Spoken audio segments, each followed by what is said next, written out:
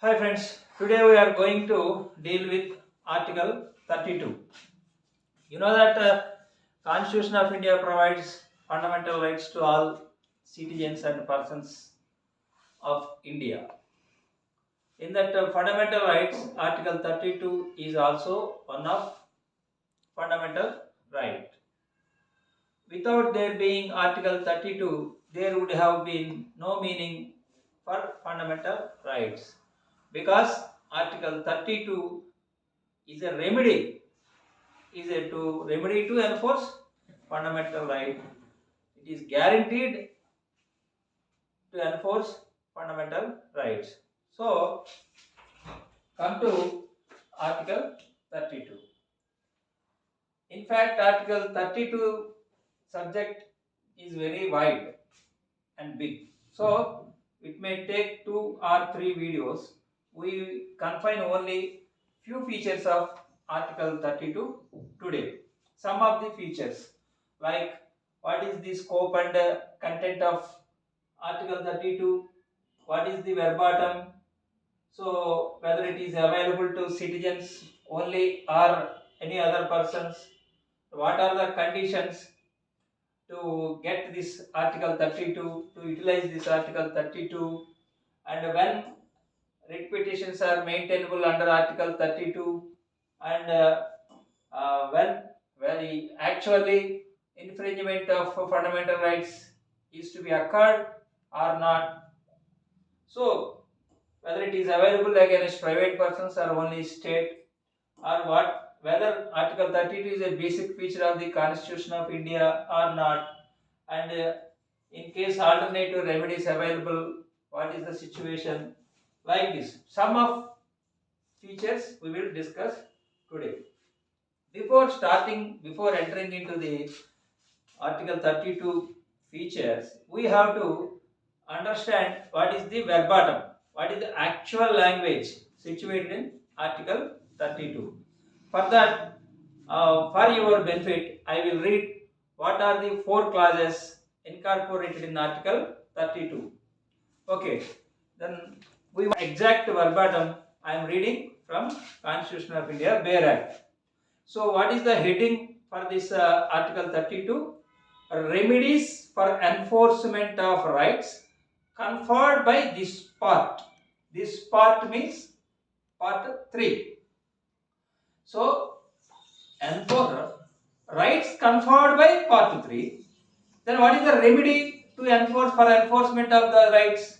Have been given Article 32. The right to move the Supreme Court by appropriate proceedings for the enforcement of the rights conferred by this part is guaranteed.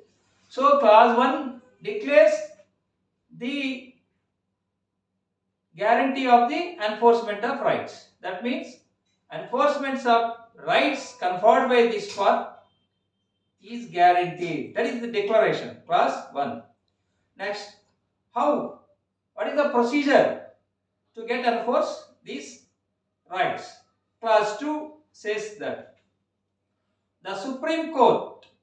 So who is having the power? The Supreme Court. The Supreme Court shall have power to issue directions or orders or writs, including writs in the nature of habeas corpus, mandamus, prohibition, quo warranto, and certiorari, whichever may be appropriate for the enforcement of any of the right conferred by this part. So what clause 2 describes? Clause 2 says that Supreme Court is having power.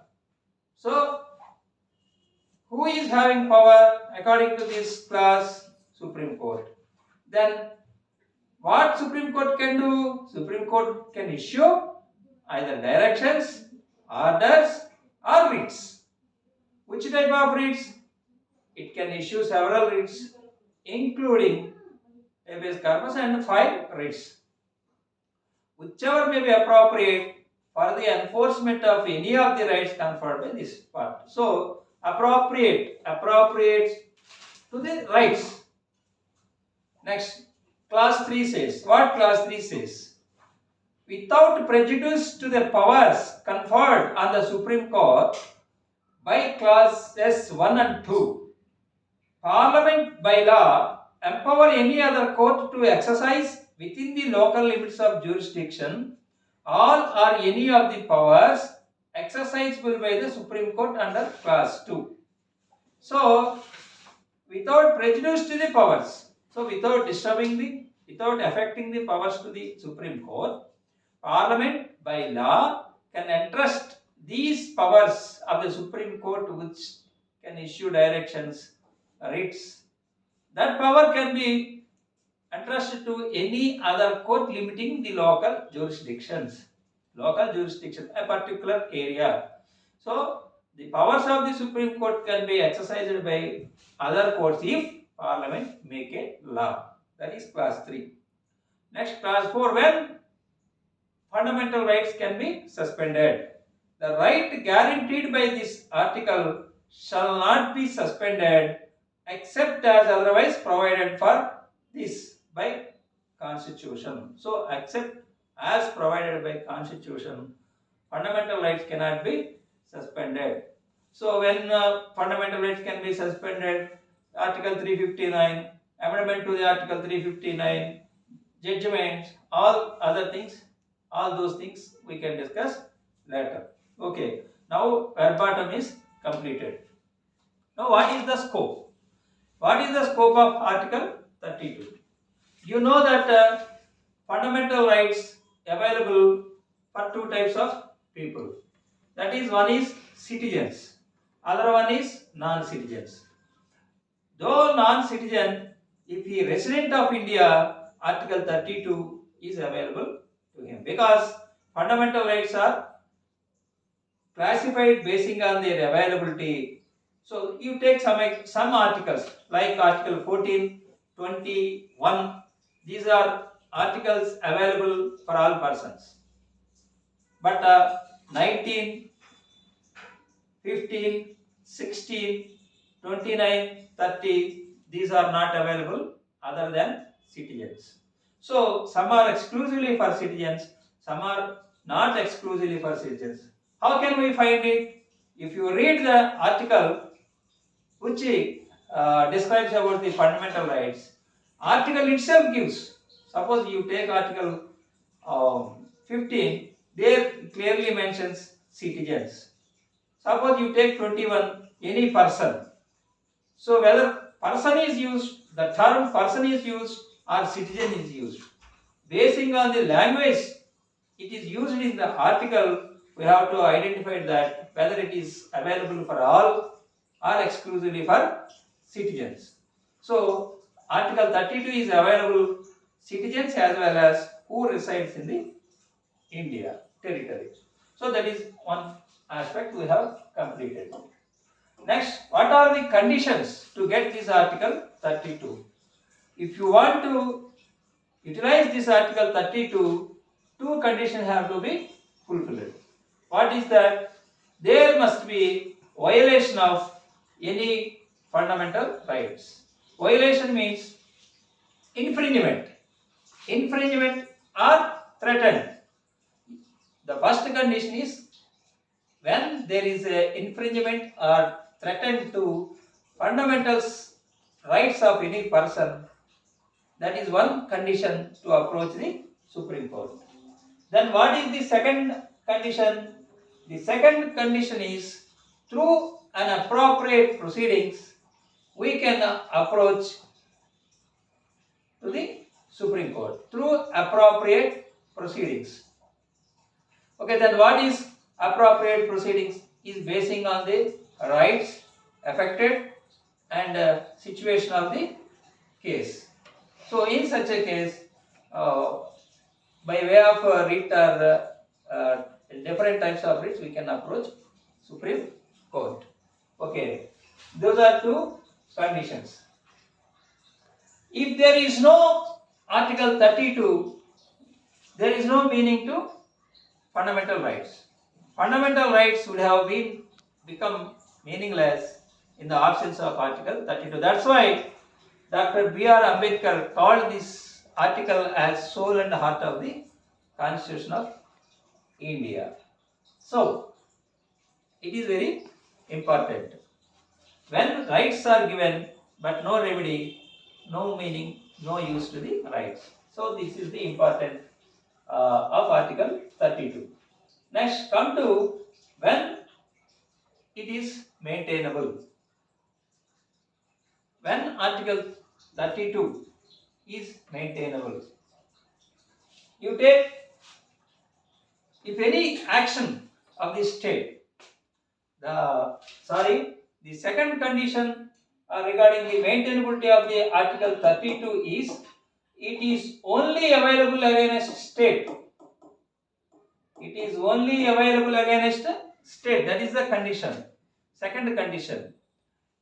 Of course, in course of time, it has been what do you call liberal. It has been take a liberal view by the Supreme Court. Of course, uh, Article 12 defines this term state.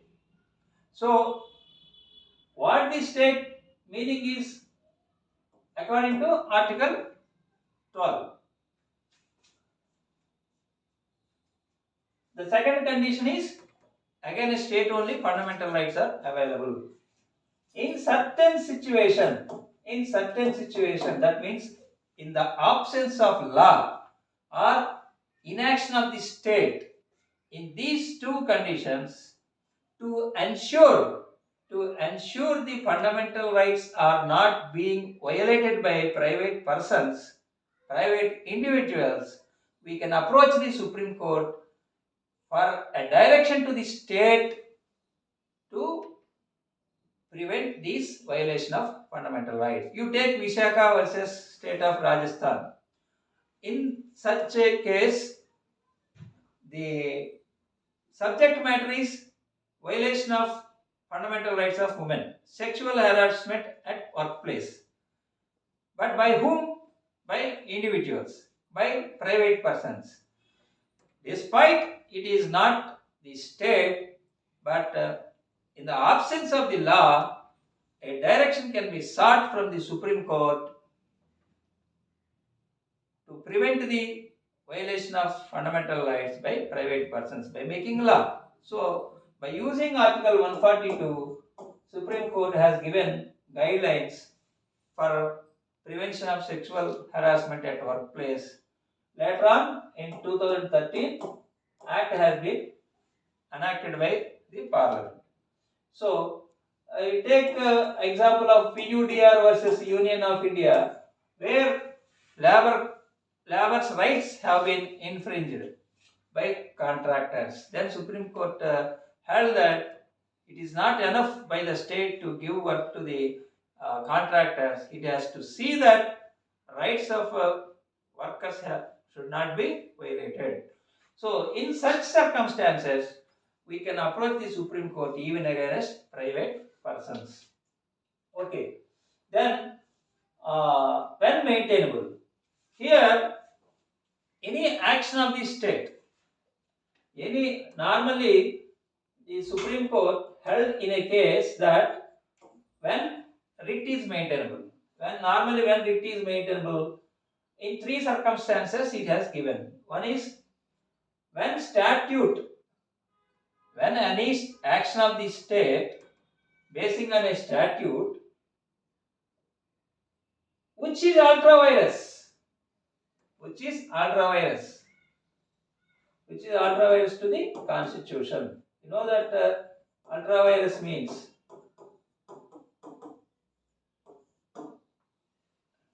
which is against the concept of fundamental rights. So, if statute itself is ultra virus, if any action basing on that statute, then it is maintainable.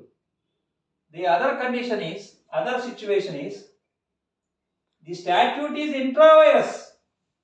That means the statute is within the scope of the constitution. It is not against the provisions of any constitution, but without jurisdiction. That means beyond jurisdiction.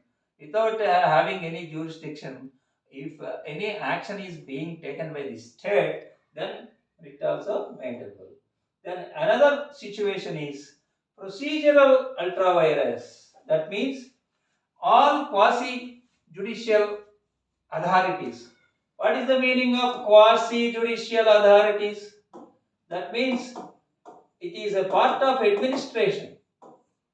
All IAS and other officers, Group 1 officers, and any government official who has been assigned the work of quasi judicial function. Quasi judicial function means some of the part which he is rendering as his duty is linked with the judicial side. That means, suppose rejecting assignment of, any patta, or you see passing on Land Encroachment Act order under 6, section 6 of Land Encroachment Act. According to section 6 of Land Encroachment Act, the authority has to give reasoned order for rejecting appeal against the order of Tahsildar. So, when land encroachment eviction notice has been passed, against that any appeal has been filed under section 6, then he has to give reason. Who is he? He is a collector or RDO. So, he is an officer. He is the administrative side, but he is having judicial function of passing an order with reasons. So it is quasi judicial function. At that time, the quasi judicial function have to follow procedure. What is the procedure? When the officer is trying to evict a person from the government land, apparently government land, he has to issue prior notice. Notice under section 7. So he has to hear his version. He has to give opportunity to explain his title, personal hearing. So all these are the principles of natural justice. So any action is being taken without following the principles of natural justice, despite having duty to follow that, then that is called procedural violation, procedural ultra vires, and it is maintainable. So these are the normal conditions when it is maintainable. Then you take when it is not maintainable regarding Article 32. Suppose if any person approach the Supreme Court saying that the action of the state is erroneous on facts or merits. Suppose on facts or merits basing on a situation, if somebody approaches the Supreme Court, it is not maintainable. There are other remedies, appeals or other statutory. It is held in one judgment, and another judgment, Supreme Court held that is called the impact of the action of the state should be direct and immediate, not remote. That means any action of the state should be direct to the affected person. It should not be remote. So, in these two circumstances, writ petition is, of course, it is held by the Supreme Court in two different cases. It is not the any principle laid down by the Supreme Court by giving a guidelines. In two judgments, it is held. So this varies from case to case. We cannot take every judgment, every ratio is applicable in all cases. So that is one. Next, what is infringement and threatened? When a person can approach the Supreme Court. In fact, is it necessary to actual violation of fundamental rights, or threatened is enough? Threatened is enough, but it should be real threatened. That means some material is to be there to show that fundamental rights is going to be violated. There is no need of actually violation. In certain circumstances, after completion of the violation of infringement of fundamental rights, we cannot go back. We cannot get any remedy except compensation or such other things. In such circumstances, so real threat is enough to approach the Supreme Court. Then private persons are also needed. Thereafter, what about this basic feature? Is Article 32 is a basic feature of Indian Constitution? Yes. In L. Chandrakumar case, finally, Supreme Court held that affirmly that Article 32 is basic feature of Constitution of India. Why? Because what is the story behind that? Central government enacted one act, tribunal acts regarding service matters of government employees. Tribunal acts, I think it is 1985 something I heard.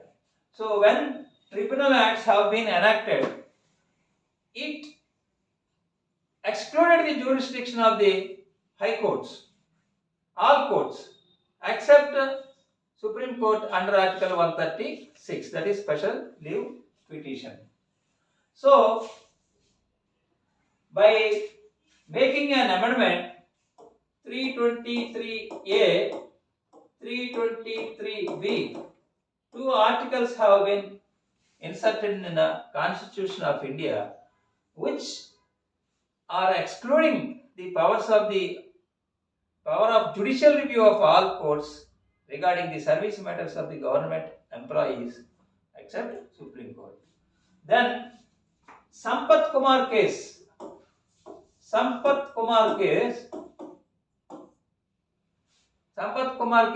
judges bench constituted and held that judicial review is basic structure of Constitution of India. But they held that exclusion of the all other jurisdiction is not bad, because the act did not exclude the judicial review power of the Supreme Court. On that ground, Sampath Kumar judgment uphold the act. But thereafter, in 7 judges bench, in L. Chandrakumar case, held that 323A and 323B are excluding the judicial review power of the courts, which is basic feature of basic structure of the Constitution of India. So, in as much as they are excluding the judicial review power, to that extent, that articles were struck down. In that case, it is held that Article 32 is a basic feature of the Indian Constitution. So, here we have to understand that Article 32 is very important. It is a remedy. There is one other doubt, that is, directly we can approach the Supreme Court, or we have to approach through High Court. That means first we have to approach High Court, then only we have to approach Supreme Court. In initial stages, Supreme Court entertained all the direct writ petitions to the Supreme Court. If you take the Ramesh Thapar case, wherein the circulation of the magazine of Ramesh Thapar has been banned by the state of Madras. In that case, Ramesh Thapar directly approached the Supreme Court by way of filing writ petition under Article 32. Then the attorney from the general from the state government has took an objection. He has to approach from first to the High Court. For that, Supreme Court held that if that is the intention of the constitutional framers, they would have incorporated, they would have placed the Article 32 in somewhere in Article 131 to 139. What is Article 131 to 139? These articles defines jurisdiction of the Supreme Court of India. So, if constitutional framers thinks that if the people whose rights, fundamental rights have been violated, has to approach the High Courts first, thereafter only Supreme Court, if that is the intention of that was the intention of the constitutional framers, they would have placed that rule in jurisdiction aspect of Article 131 to 139. It was absent. So, as a custodian, you know that the Supreme Court is guardian, custodian of the fundamental rights. Clause 2 clearly says that Supreme Court power given. So, sentinel, what do you call? Sentinel qui vive. What is that? The guardian of the guardian. Supreme Court is guardian of the fundamental rights. So, Ramesh Thapar case and in other cases also entertained direct repetitions, but thereafter, in over the course of time, Supreme Court gives guidelines saying that you first approach the High Court, thereafter you can approach the Supreme Court. So these are the some features, and we can also deal with the estoppel. Whether estoppel is maintainable, whether estoppel is uh, possible in the case of enforcement of fundamental rights. No, Supreme Court says there is no estoppel regarding enforcement of fundamental rights.